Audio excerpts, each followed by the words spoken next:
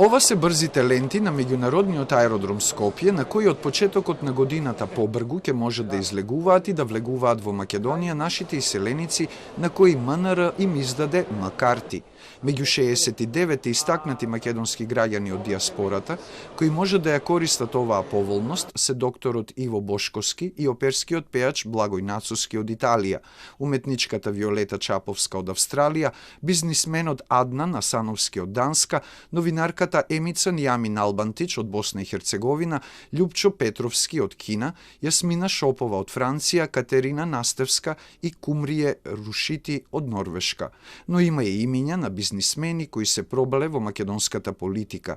На листата како човек од САД со М-карта е и радовишанецот Ристо Гуштеров, бизнисмен кој не помина на избори. Американец е Глигор Ташкович, кој беше министер во владата на Груевски и советник во владата.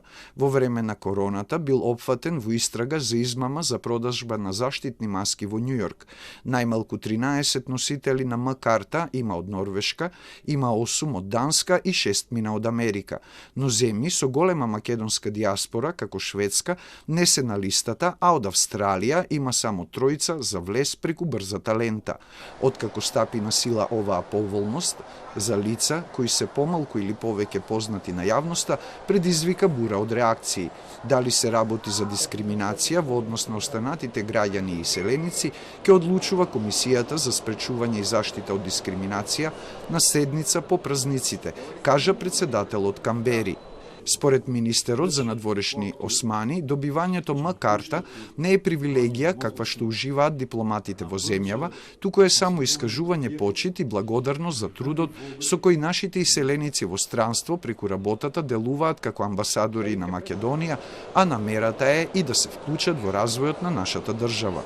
Иако од Министерството за надворешни работи најавија дека М-карти за брз влез и излез на аеродромот ќе добијат оние наши граѓани кои живеат и работат во странство и кои со работата постигнале голем успех, со што ја афирмирале нашата држава, останаа нејасни критериумите според кои се поделени првите 69 М-карти. Османи демантира дека одлуката кој да добие М-карта е негова. Процедурата беше амбасадите ни ги предложија на нас. Значи нема ниту еден кој што сме го избрале, ние сме го предложиле како МНР, туку амбасадорите во заснова на нивните проценки. Од МВР појаснуваат дека на лицето што поседува М-карта му се дава приоритет при влез во Македонија, а евидентирањето се врши врз основа на пасошот.